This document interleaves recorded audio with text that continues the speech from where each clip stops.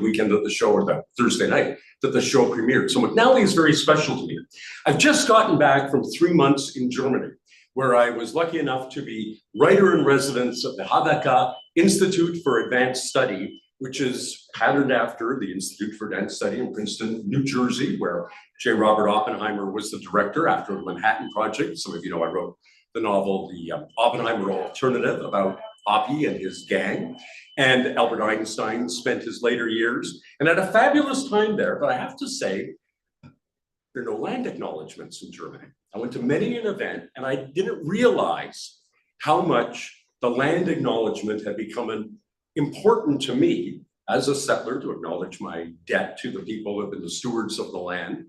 And it only was driven home for me in its absence of 3 months of not hearing it.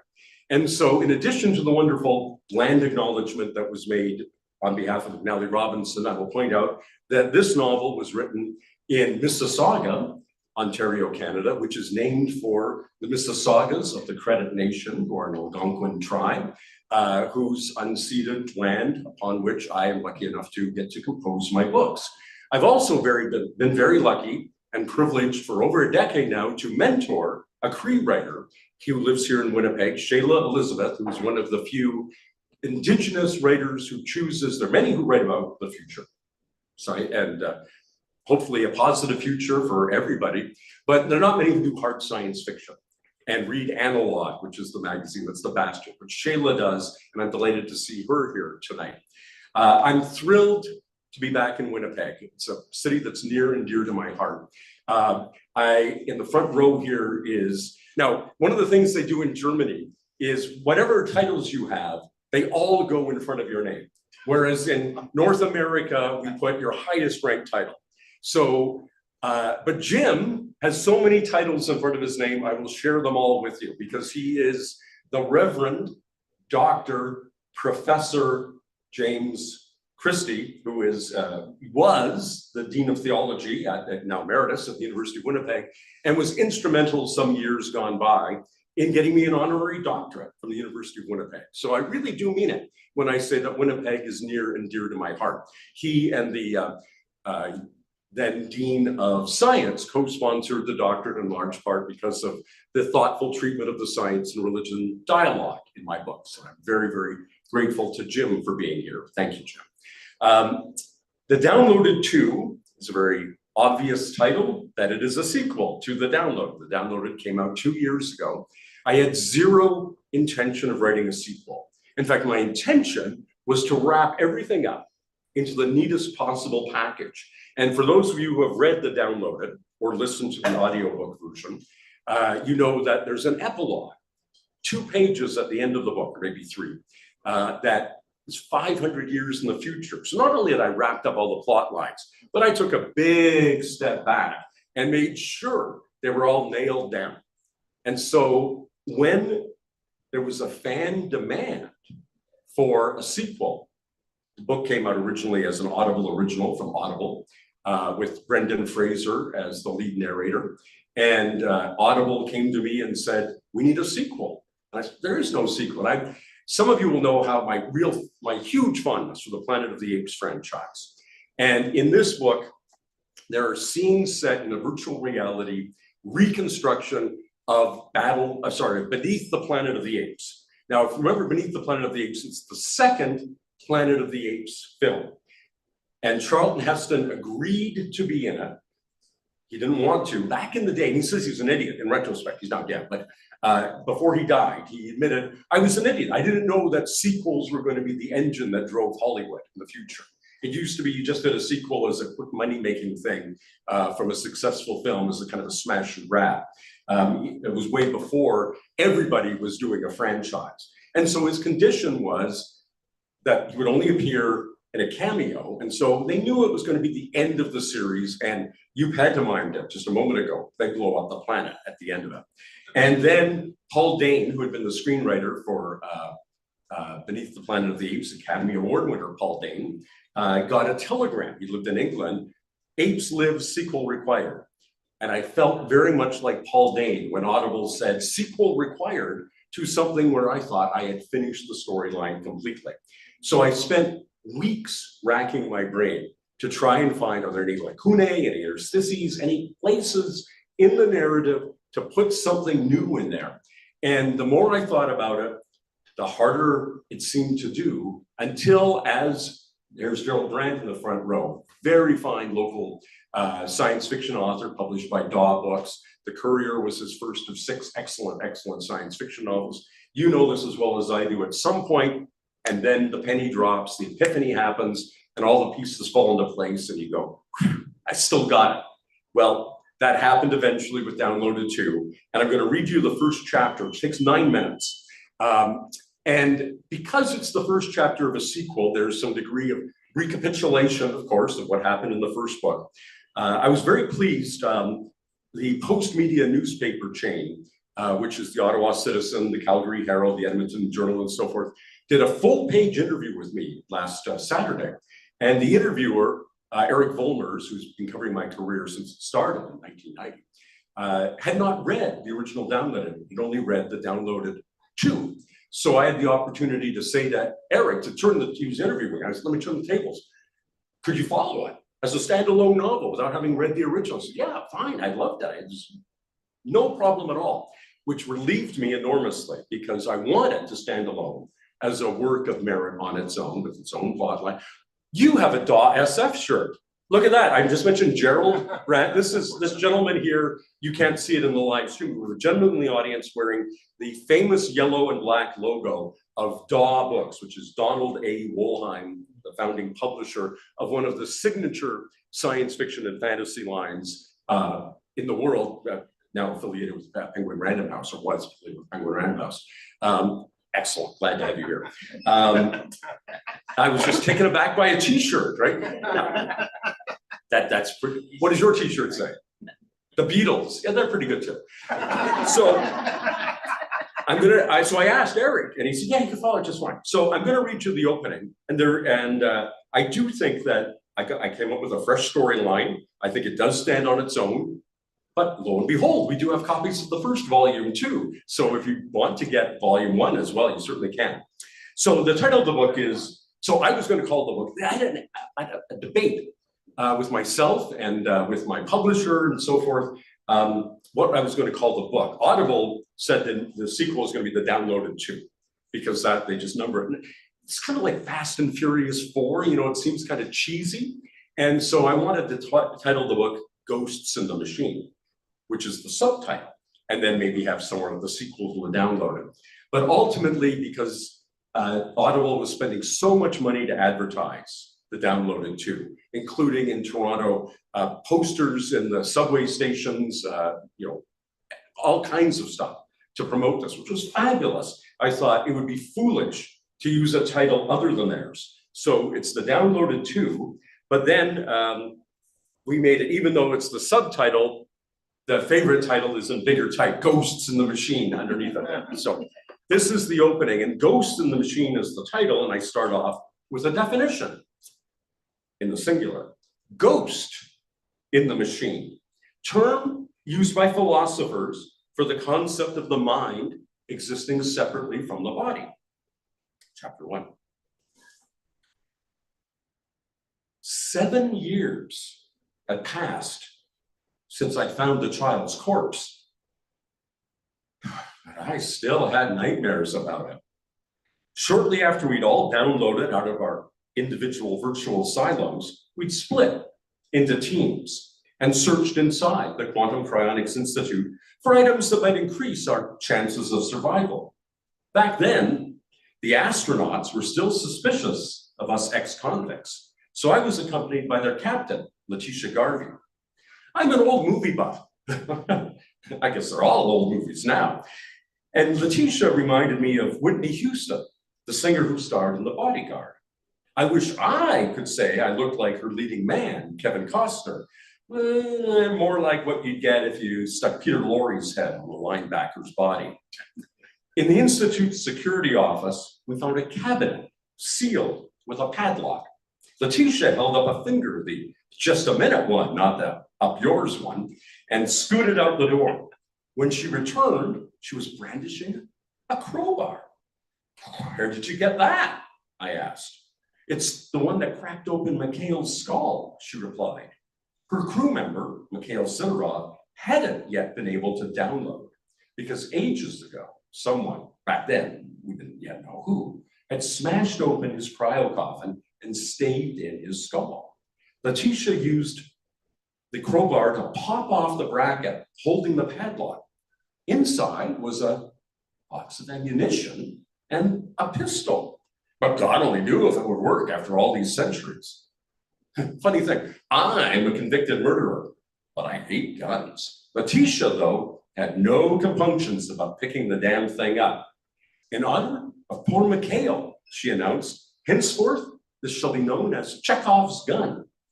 I gave her a small smile and headed down the corridor to continue searching. We knew there were 2 cryo chambers at the Institute, and one had housed the bodies of me and my fellow prisoners, and the other had held Letitia and her crew. But she and I were surprised after we managed to force open a heavy door to be confronted by a 3rd cryo chamber. It looked like we were the only people to have entered it since the 21st century. I found the light switch. The Institute had solar panels on its roof, but only a few of the fluorescent tubes spluttered to life, 2 of them blinking wildly. Cobwebs were everywhere, and dust lay thick on the half-dozen cryo beds. And Jordan Peele couldn't have done a better job of staging a spooky scene.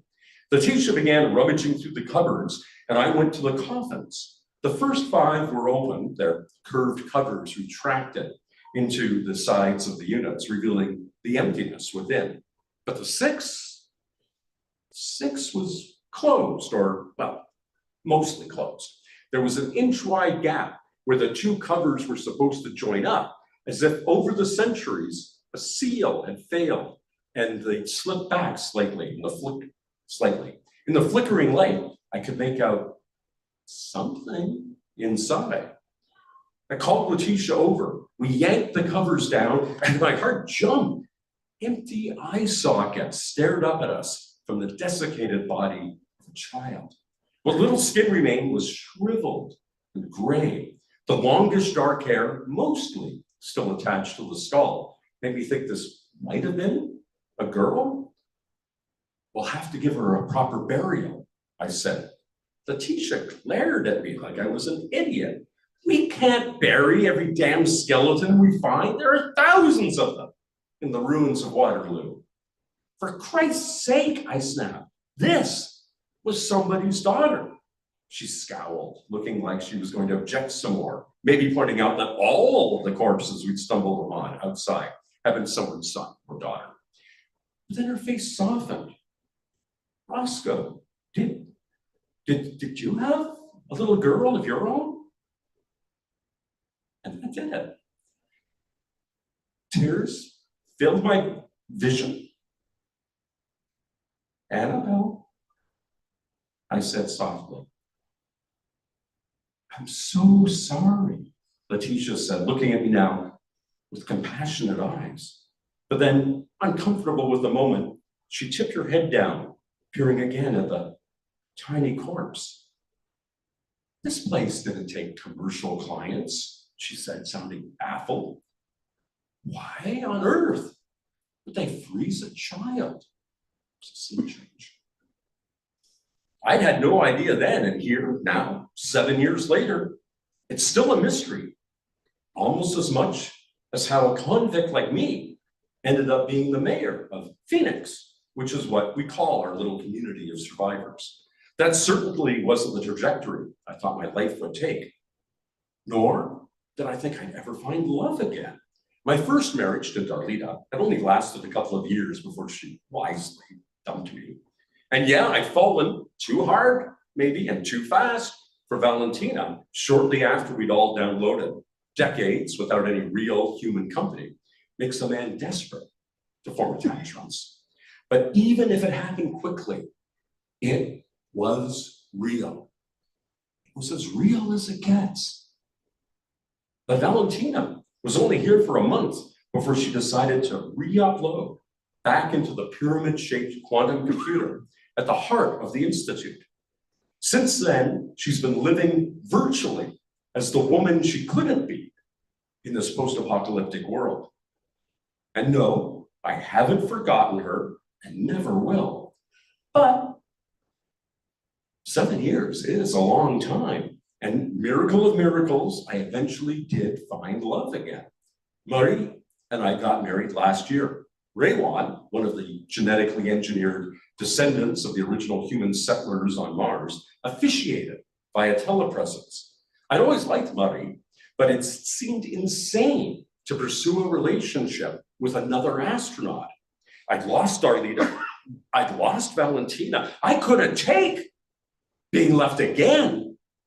And Letitia Garvey was mustering the crew of the starship Hokulea to finally head off on an interstellar voyage. I didn't mean to overhear the fight between Marie and Letitia about that, but they'd been having lunch together in the Institute's basement cafeteria, and I was eating nearby. Dishes clattered as Letitia slapped the top of their tabletop. "Damn it, Marie," she said, "you spent years training for this mission." Marie had a French accent. Her volume was softer, but her tone was firm. "No, I spent years training to go to Proxima Centauri B, a mission that never got off the ground." Letitia snapped. "You know what I mean. You trained to be an astronaut." "No," Marie said again. "I trained to be a planetary geologist. And next year, a 1,000-kilometer wide extrasolar asteroid is going to slam into Earth, which is why you have to leave." "Leave?" "Yes, but only to go to Mars. When brimstone hits, the transfer of kinetic energy will liquefy Earth's surface. This is a once-in-a-lifetime opportunity to study such a huge impact and see how a planet forms a new crust. I can't pass it up." Letitia never forgave her, but Marie's decision to stay, which I learned about from that cafeteria argument, piqued my interest, and I soon found myself falling in love again. And to my absolute delight, Marie, that's Dr. Marie Dubois, graduate of the Sorbonne, speaker of 4 languages, champion archer, fell in love with me. And now there are just 4 weeks left until brimstone hits. Although some of my constituents are getting antsy. What if the Martians really don't intend to relocate us to Mars in time? Most simply want to stay as long as they can on the mother planet, knowing that we'll soon be swapping blue skies and green fields for existence under a dome on a rocky and almost airless world. Those of us going to Mars, that is. The others, the reconstituted crew of the starship Hokulea, will be departing soon for Zeta Tucanae. I'm going to miss Letitia's gung-ho enthusiasm and Dr. Jürgen Haas's thank you, I'm here all millennium shtick. I'll miss swapping old movie trivia questions with Jackson David Fingerly, even though he'd grumble, "I'll cut you," every time I stumped him. I'm even going to miss astrophysicist Jamila Chowdhury and her daft conspiracy theories, not to mention Penelon and Waduka and the other robots. But at least they were going to survive. Outside Waterloo, there's a community of old order, horse and buggy Mennonites who had sailed through the collapse of technological civilization just fine. But they've all decided to stay on Earth rather than to be relocated to Mars, accepting that their world is coming to an end, something the Bible had always told them would happen. Mennonites are famous for their pacifism, but they're also known for their generosity. And we'd all eaten well thanks to them sharing beef, pork, poultry, eggs, baked goods, and more with us. In exchange, we helped out on their farms, and I've been doing that today. As I hiked home in the twilight with a rucksack full of corn cobs, I came to the very spot where Valentina and I had stood years ago when she'd shown me the faint smudge of the Andromeda galaxy, taking my hand to point it out. She had assumed a female body, she told me, during the last of the 4 subjective years she'd been uploaded. But when Letitia had initiated the downloading of her crew, Valentina had been forced back into the male body that had been kept frozen for her. So yes, when she took my hand in hers, it was one male hand holding another, first for me, in a romantic setting. Maybe you have to have lived an uploaded life yourself, as I did, for what had seemed like 24 subjective years to fully appreciate that the container is not the person. And that person, Valentina, was smart, and sweet, and she accepted me despite the horrible thing I'd done. So I found it easy to accept her. Yes, I love my wife, Maria, but here, under the stars, on a warm July night, I did think wistfully about Valentina and what she might have had and what we might have had if she'd stayed here in the real world. But she couldn't. She had to go, had to upload, had to return to a realm in which she didn't feel like she was in the wrong fucking skin. Thank you.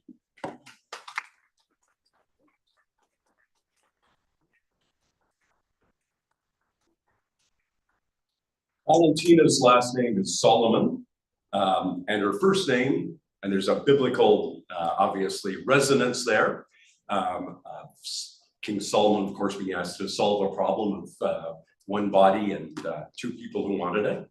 But her first name is Valentina. She's taken this, obviously, her dead name, out of respect to the characters never mentioned in the book. I don't even know it myself, and I created the character. Is in honor of Valentina. Anybody know who's in honor of? Some of you may remember from reading the first book. Valentina, why would an astronaut choose the name Valentina? The first woman in space, Valentina Tereshkova, the Russian cosmonaut, was of course an idol to her, a role model, representation, which is a lot of what this book and a lot of science fiction is about, is representation, is showing people who don't normally get seen in favorable lights, that they don't normally get shown upon them. For a young person who wanted to be an astronaut and wanted to be a woman, Valentina Tereshkova was the ideal role model. So there is a quite interesting, I like to think, plot line that we've only gotten the barest hint of in the beginning here. It is a hard science fiction novel, as all of my novels are. That doesn't mean that the science is difficult. And nor does it mean that the science is only the hard sciences, physics, chemistry, engineering, as opposed to the soft sciences of sociology, economics, and so forth. It means that whatever science there is in the book that is real science is accurate. And whatever science that's in the book that's extrapolated science is a reasonable extrapolation. It's not just pulled out of thin air. It's something that really could happen. To me, that's the distinction between science fiction and fantasy. Science fiction is stories about things that plausibly might happen. And fantasy is stories about things that never could happen. They are, in fact, very different. They both take place in realms that are not our here and now. In most cases, although I have written science fiction novels set in the present day, A Legal Alien is an example. It's historical fiction that's set in 1998. They're different genres. They're different genres. What I do is science fiction, not fantasy. What I do is hard science fiction, no hand waving. The science that is in there, that is presented as real science, is real. The extrapolation is stuff that's really in the literature. That said, when I was in Germany, I decided, because this is the 50th anniversary this year of a book that I found enormously influential. I wonder how many of you have read it or remember it. It came out in 1976 from a Princeton psychologist whose name was Julian Jaynes, and it was called The Origin of Consciousness in the Breakdown of the Bicameral Mind. This is the 50th anniversary of the book. It figures prominently in my Wake, Watch, and Wonder trilogy. It figured prominently later on in the Westworld TV series that actually had an episode titled The Bicameral Mind. It has been used in Neil Stephenson's novels. And it's a fascinating theory. So I decided to hold a workshop at the Haveka Institute for Advanced Study. And we had people from all over the world, Hong Kong, Spain, South America, all over Europe, England, Canada, the United States, and luckily for us, the world's leading Julian Jaynes scholar, had been Julian Jaynes' student more than 50 years ago at Princeton, Brian J. McVeigh, who joined us from New York. And people ask, well, do you buy Julian James's theory, which is that until about 3,000 years ago, humans didn't have modern self-reflective introspective consciousness, that the voices that we hear as our own voice talking to ourselves saying, you don't need that extra piece of cake, or you really should give up the cigars, or whatever, right? Remind about that. Cheap shot. Is it you? Jane said, no, it is you, but it was interpreted as being an admonitory voice of the gods telling you what you had to do. And it's a very interesting theory. So I was asked, of course, do you believe this? And I said, my job as a science fiction writer is not to find the most likely interpretation of unexplained phenomena, but rather the most entertaining interpretation that can't easily be dismissed or gainsaid by what we already know. James fits that to a T. There's a lot of other things like the idea of uploading consciousness, which is central to the downloading. You upload, you download. Will we ever be able to do it? There's people in the literature who say absolutely. At the Allen Institute for Brain Sciences and its sister institute, the Allen Institute for Artificial Intelligence in Seattle, both founded by Paul Allen, co-founder of Microsoft, they absolutely believe they'll be able to do it. And there are others, there are all kinds of philosophers and neuroscientists who say either A, it's just impossible, or B, even if you could scan everything that's in the mind, you still haven't scanned the endocrine system, the hormonal thing, the physicality that gives so much shape and contour to our lives and our experiences. I had lunch today with my friend Gerald, a late lunch, and we did what all people of our age group do. And one of my other friends has a name for it. He calls it the organ recital, where you sit down and talk about my heart, my kidneys, and all of that, right? Just because you digitize consciousness doesn't mean you have that physicality, and therefore don't have the same reactions. So, of course, the downloader tries to obviate that problem by having virtual reality simulations and all kinds of things to provide an appearance of having a body for an uploaded mind. But science fiction, as I say, is not obligated to give you the most obvious answer. In fact, who would want to read it if it gave you the most obvious answer? It wants to give you the most provocative, the most interesting, most entertaining answer that can't be dismissed. Because if it can be dismissed, then it's fantasy. It's not science fiction. Where are we here? Oh, 7:31, look at that. Well, I've gibbered on for a long time, and I've been on book tour since Saturday, and my voice is getting a little raw, so I will take a break. Where's our man with the roaming mic? He expected me to take long. Oh, it's right there. How did I pull out of my hat? There we are, a bookseller. I'd be happy to take comments, questions, rebuttals. Somebody who wants to tell me that Julian James was right. Somebody who wants to tell me that Julian James is wrong. Somebody who wants to tell me that God's voice in their head is telling them that Julian James is right. Whoever. And yes, right at the very back, you see? Oh, I admire that shirt. I've been pointing out people's shirts. Look at how colorful that vest is. Yeah. It's a vest, I guess. Bentonville, Arkansas. Wonderful. I have two questions, but I'll save one for later, if we have time. Yes. By my count, at least seven of your books touch on a digital consciousness. Whether it's the human consciousness uploaded or downloaded, or the ones created in World Wide Web. Yeah.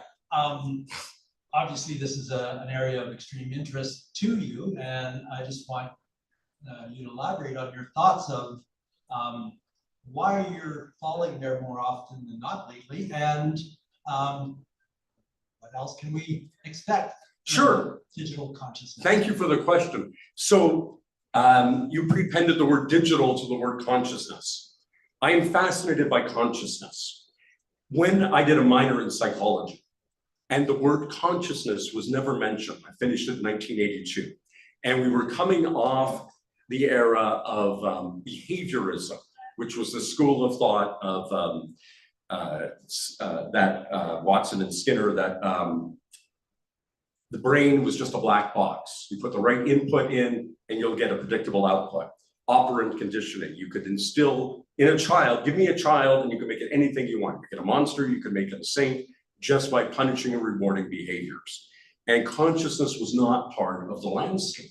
And yet I also did a minor in English literature, where we talk about stream of consciousness. And it's very interesting that William James and Henry James, the father of stream of consciousness fiction writing and the father of modern psychology, are related to each other.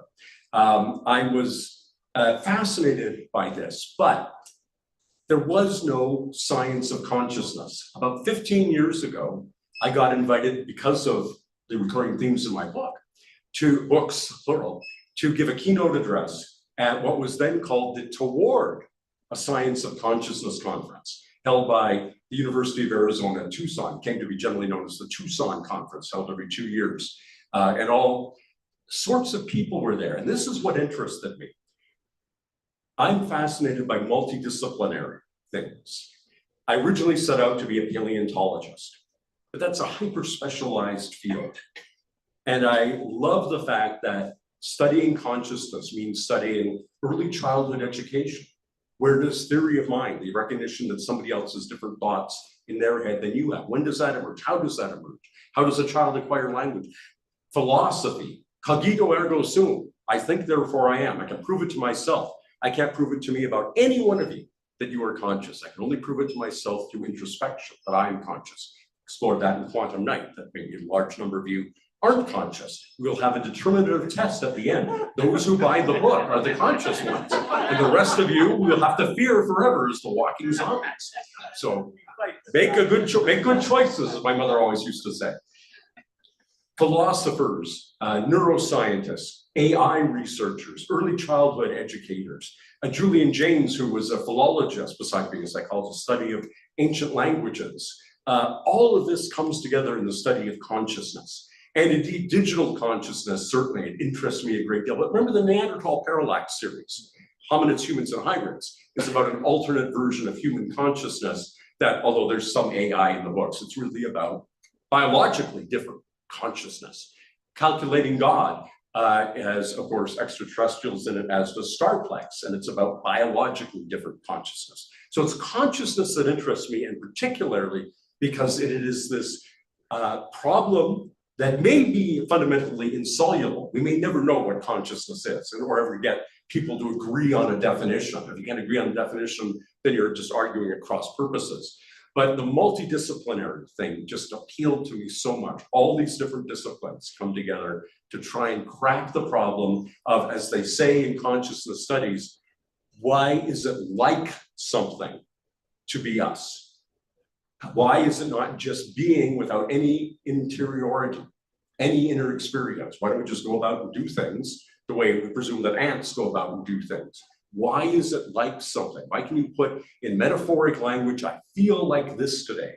And most astonishing of all, I'm not myself today. What an astonishing thing to be able to say. And we've all said it at some point. One of the things Julian Jaynes said, no theory of consciousness will ever be complete until it can explain method acting, where you become another character on stage and really become that person's emotions, that person's mannerism. How does that happen? And yet you still have an integrated personality that you can go back to. So it fascinates me. I donated my papers. I was very fortunate the number of institutions solicited my archives. One of them was the university, well, it was USF. I thought, that's so cool, the University of Science Fiction. It turned out to the University of South Florida. And I asked a friend of mine who was at the University of Miami, a librarian, and I said, I don't know the reputation, should I donate my papers to them? And they do have Daniel Keyes's papers, who wrote Flowers for Algernon. They've got, she looked at me like, well, like Letitia looked at Ross going, are you nuts? You want to donate your papers to a place that's going to be underwater in 20 years? That's a good point. So I didn't give it to them, and I didn't give them to the University of California, Riverside, or the Toronto Public Library, which has the largest science fiction reference collection in the world. Ended up giving them to Master University, which I had no other connection with, except that they came to me wanting my papers. And I'll just say parenthetically, they don't have a science fiction collection. Well, they have a good H.G. Wells collection, because Wells' secretary, after Wells died, retired to Ontario and donated her papers, and therefore Wells's papers, some of them to Mac. But they said, we don't want you for a science fiction collection, we want you for our Canadian literature holdings. alongside Jack McClelland and John Robert Colombo and Jack London's work when he was in Canada and all this sort of, and I thought, oh, that's a good home. But the point of the story is, and we'll do an academic conference, 3-day conference in honor of the donation. And they said, what should we call it? And I said, science fiction, the multidisciplinary genre. Because for me, that's the joy of it. It's bringing together disparate areas. Long answer to your first of 2 questions, somebody else. Oh, Reverend Dr. Hare, Mr. Jim. I'm just enjoying it. Keep going. Oh yeah, a lot of. So Rob, there are so many questions that are constantly raised by your books. I mean, we know each other for a quarter of a century. Yes. And every time I come, I've got a list that changes as soon as we sit down. No battle plan survives engagement with the enemy. Multi the Elder, the most important piece of military strategy. Right? It all changes the moment you get together. That's true. I just wasn't, anticipating the talk of adversary and enemy. I love that slide at the moment. So Nick reminded me almost as soon as he left of part of the discussion we had over dinner. It changes the context somewhat. You and I both have had experiences with Margaret Atwood, whose work I admire greatly. But Nick said to me, be sure to ask Rob to tell his Margaret Atwood story. So it's really Nick's question. I reserve the right for Nick being your son, the great filmmaker, Nick Christie. Yes. Toronto Public Library is, by number of branches, the largest public library system in the world. It has more branches than New York Public Library. It's 100 branches. And they don't do it anymore, but they used to give an award every year called the Toronto Public Library Celebrates Reading Award, given to the writer whose work, in the judgment of their blue ribbon panel, had given the most joy to patrons of the library in the preceding year. And the shtick of that award was that the previous year's laureate had to give it to the next year's laureate. Well, of course, Margaret Atwood, quite deservedly, won the award one year. And the award presentation was at a big fundraiser they used to do for the Toronto Public Library called the Book Lovers Ball, black tie fundraiser. They would have tables. Every table would have one big name Canadian author seated at a table, and often corporations would buy the rest of the table, and but individuals would pay $150 to eat, at the Royal York banquet thing, blah blah blah. Anyways, so Margaret had won it one year. I was the winner the following year, and Margaret, in her presenting it to me, because as you say, Margaret is famous for disclaiming that she's part of my tribe, and so she said, and I just want to say how happy I am to see this going to a science fiction writer. And I said, Margaret, I just want to say how happy I am to be getting it from a science fiction writer. Brought the house down. So I have no complaint about writers whose work is not marketed as science fiction. There's a glass ceiling, or a dilithium ceiling, or a xenonite ceiling. There's a ceiling of how high your sales can go if you're in a category section of the bookstore. And the science fiction section, you can make national bestsellers lists, I certainly have. But in the mainstream section, you're going to sell a lot more. And Jack McClelland, who was Margaret's publisher for The Handmaid's Tale, you can find the clip on YouTube of Jack and Margaret having a conversation, maybe at the Harbour Festival of Authors, I can't remember where. And they were talking about the plans for her forthcoming book, now 40 years old, 41 now, The Handmaid's Tale. And Jack McClelland, the publisher, McClelland and Stewart, the Canadian publisher until it was bought by the Americans, said, but of course we're not going to call it science fiction. And Margaret said, of course not. And that's perfectly fine, because they knew it would sell in enormous numbers to people who didn't know that they liked science fiction, and even after they read it, didn't know that they liked science fiction, no matter how much they loved The Handmaid's Tale. I don't object to anybody finding the best way to find the largest audience for their books. And I gave Margaret a free pass, and still she started saying things like, science fiction is just talking squids in space. My friend Ted Chiang, who wrote The Story of Your Life, which was the basis for the film Arrival. I keep meaning to ask him when I see him, and I see him about once a year, if he wrote his talking squids from space in that film Arrival, the story it's based on, as a direct rebuttal to Margaret. But as long as you don't diss science fiction, I don't mind you trying to distance yourself from science fiction if it's going to get you better sales. I'm past president of the Science Fiction and Fantasy Writers of America, and we have kind of a discussion every year about who we might give our highest honor to, which is Damon Knight was our founder. People, who's Damon Knight? Anybody watch Twilight Zone knows the episode To Serve Man and the punchline that the book that the aliens have brought. No, we're here to serve man. It's a cookbook. Right? That's Damon Knight's famous story. Damon founded the Science Fiction and Fantasy Writers of America. So our highest honor is the Damon Knight Memorial Grand Master Award. And maybe 20 years ago, the then current president said, you know who's an obvious oversight in our pantheon of recipients of the Grand Master? Kurt Vonnegut. And Vonnegut, well, let's give it to Vonnegut. And a wise head prevailed. I think it was Robert Silverberg. Why don't we ask him if he will graciously receive it rather than bestow it upon him and maybe have him reject it? And so the president called up Vonnegut and said, and Vonnegut, as it was relayed to us, the other past presidents, he said, I'm a science fiction writer. I know I'm a science fiction writer. But the critics use science fiction, the critics use the drawer labeled science fiction as a urinal. And I don't want to be pissed upon. So thank you, but no thanks. And it is true, it used to be very common for people who had never read or never widely read in science fiction to think they had expert opinions on it because they had seen Star Wars. And yet you will not find anybody say, I know all about mystery fiction. I watched Murder, She Wrote. Right? Nobody feels that way.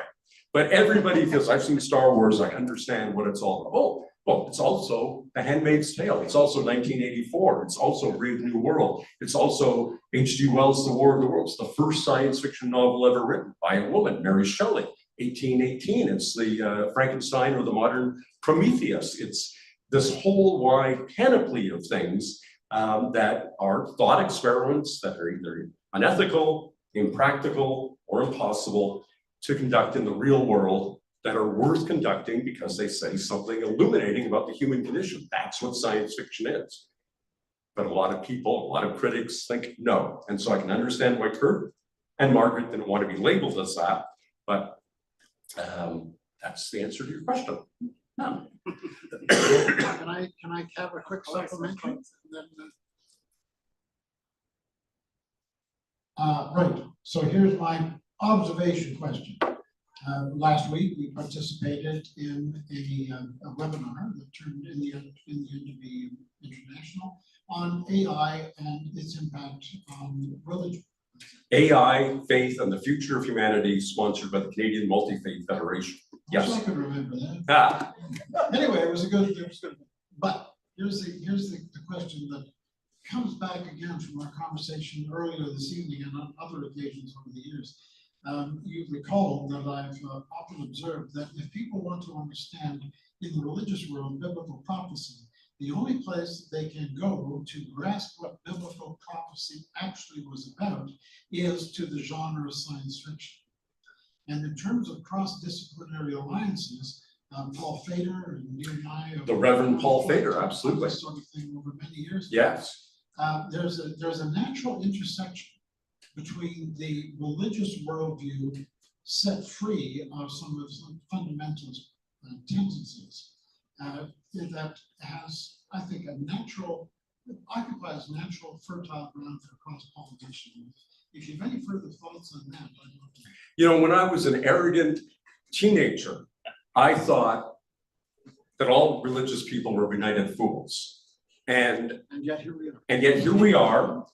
And it was a revelation for me. There used to be a multi-faith television service in Canada called Vision TV. It still exists, but now it shows Happy Days reruns, things like that. Bought by Moses Neimer, who bought the license, bought the name. But its original ecumenical purpose was to bring together all the faith groups across Canada, and because none of them could afford their own network except for the televangelists like 100 Huntley Sleet 100. There's a Freudian slip. 100 Huntley. I can't even say it. Those guys, 100 HH. And I was fresh out of the School of Radio and Television Arts at Ryerson, which is where I did my degree, and knew all about broadcasting regulations, the RTC, the Broadcasting Act, which is the governing legislation. So I was hired to edit their license application, and ended up working with all of these faith group leaders across Canada. And look, there was one or two idiots, but most of them were thoughtful, well-read, intelligent people. And it completely changed my view. And it is, the 16-year-old me would be astonished that the 66-year-old me has amongst his best friends, the Reverend James Christie. And you just mentioned, and Bell, who is with your organization. Jewish Heritage Center of Western Canada. The Jewish Heritage Center of Western Canada. And her wonderful collection of memoirs, Holocaust oral histories is on sale here in the store. I'm sure they're, in which section? In the, I think it's in the Judaic section. In the Judaic section. So anyways, and you mentioned Paul Fader, Reverend Paul Fader, who I met because he called me up one day and said, I'm teaching your book, Farseer, in a science fiction course at York University. Will you come talk to my class? And the Reverend Doug Tyndall, and people across faith groups, including Indigenous groups. I've learned that my worldview is not the only worldview, that there are huge varieties of ways of looking at things. And I've been humbled by this.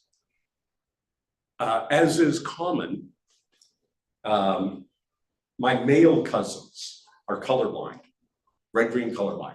I say it's common among men, it's less common among women, and red-green colorblindness. My whole life, when I told them I could tell the difference between something that was red and something that was green, they never once said to me, you're full of it, you're lying to me.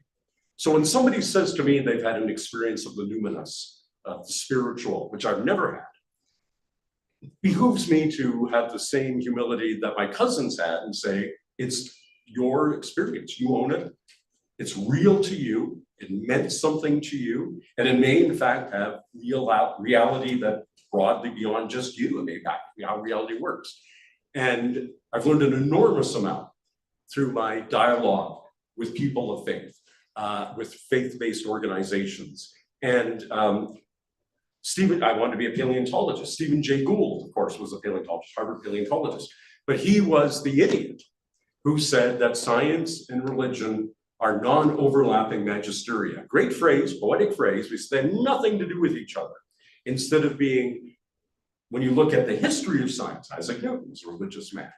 That when you look at the history of science, and you find many practicing religious scientists today as well, that this supposed two solitudes, to take a term that's normally applied to a different set of dichotomy, that there is this enormous overlap. And what they all have in common is we're looking for answers. We're looking for context, a framework to make sense of this thing that you raised in your question about consciousness, of why it is like something to be alive. And I'm proud to be part of that dialogue. We have time for another question. We go to 8 o'clock here on the TEDx monitor here. Somebody else with a comment? Yeah. Oh, thank God I ran into you. Thank God. There it is right there. Thank God I ran into you at Comic-Con and got into your books. Oh, excellent. So I read 3 and I'm gonna buy one of yours later, but I'm gonna run away to go watch a hockey game. Late, started at 7, so. Forget about religion. In Canada, hockey trumps everything. There's a fellow on the corner of Graham and Gary today at a hockey stick by Tim Hortons. Oh yeah. I was like, okay, I'm gonna take a bus, transfer between the bus to another bus, and get to try and buy a cup of coffee in the meantime. Oh yeah. But no, the guy with the hockey stick scared me. And the lineup in the Tim Hortons is too long. So I All right. can't wait nonetheless. Focus, my friend, focus. But first I wanted to thank you and let you know that while I'm leaving, I'm buying your book. You are better than the Beatles. May you be that popular. That's right. Well, thank you. Thank you. I appreciate it so much. Thanks. And Trump's enjoy gone, your as hockey you know. game. Enjoy your hockey game. Yes, that's only my comment. So, Excellent. I appreciate that. Thank you Thank very much. But you're so welcome. Thank you. Somebody else? Yeah, way at the back. Another great shirt. Look at these shirts tonight. Another Chris. I guess the hot weather brings it out. The Artemis space projects, do you have any hope, the Artemis space program? Yes. Do you have any hope that it might revitalize the science fiction genre? This is a great question because I was born in 1960. Space Age started October 4th, 1957. It's the Sputnik going out. So just before the birth of the space age. I grew up Mercury. I don't remember. I do remember Gemini, and I remember Apollo, of course. And everybody in the 60s was a space buff. Everybody was following this assiduously. And the blockbuster films of 1968 were still, to this day, two of the best science fiction films ever made, 2001: A Space Odyssey, the original Planet of the Apes. And science fiction is an ascendancy when science is an ascendancy. Canadian publishing will always be a little barnacle on the mothership of the US.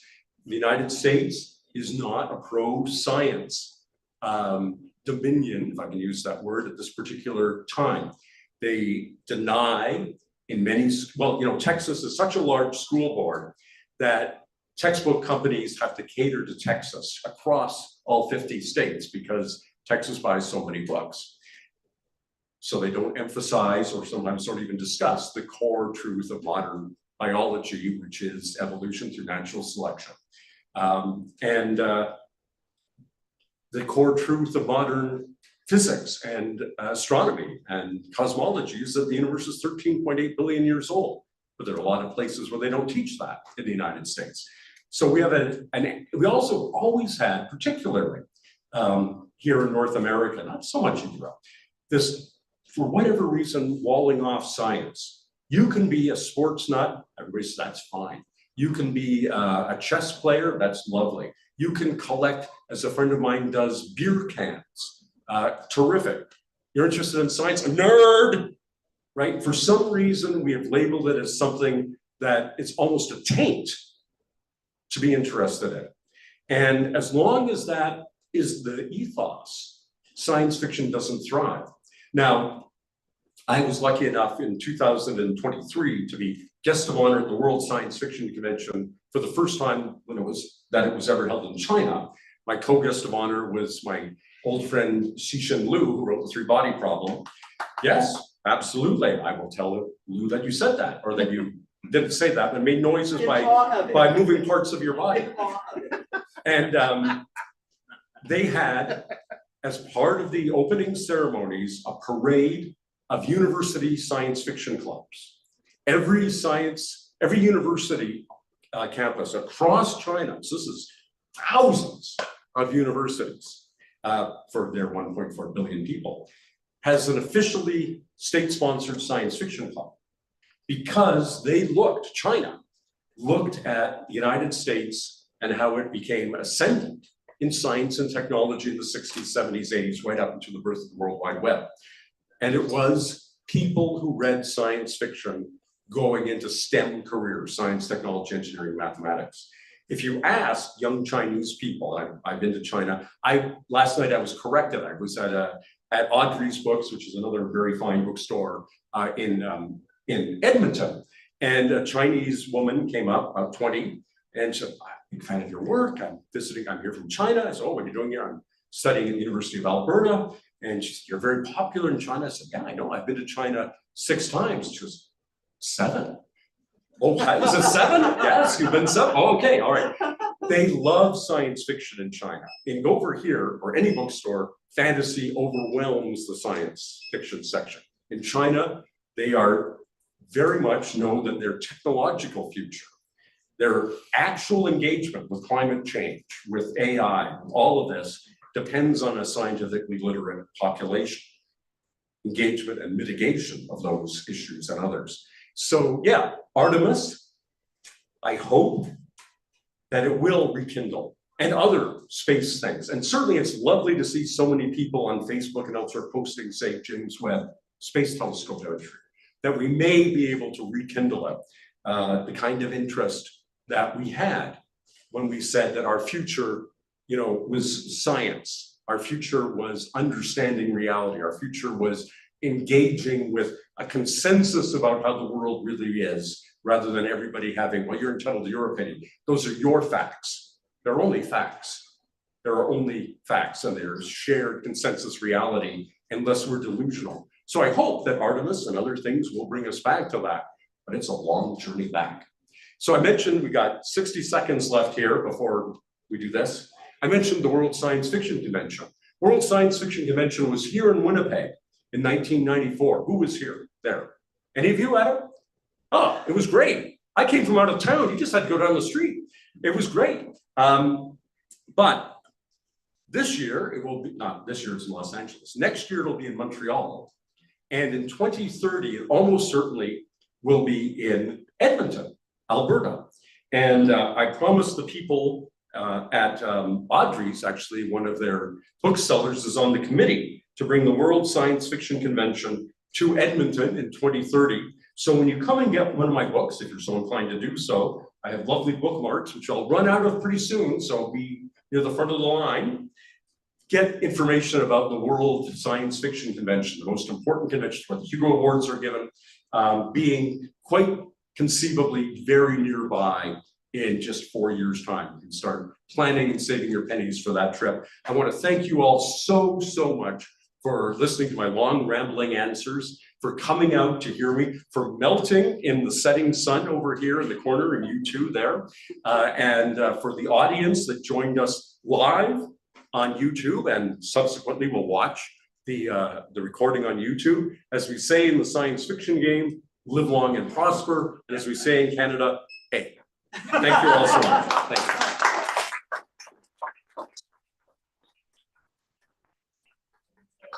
That's fantastic. Thank you all so much for being here. We are going to move on to the signing portion of the evening. If you haven't already, please feel free to grab a book. Get them signed before you pay for them. So long as you visit the cash desk before you leave, that's what they care about over there. Thank you again to Chappell Press for publishing this book, and then another huge, huge round of applause to Robert J. Sawyer. Thank you so much.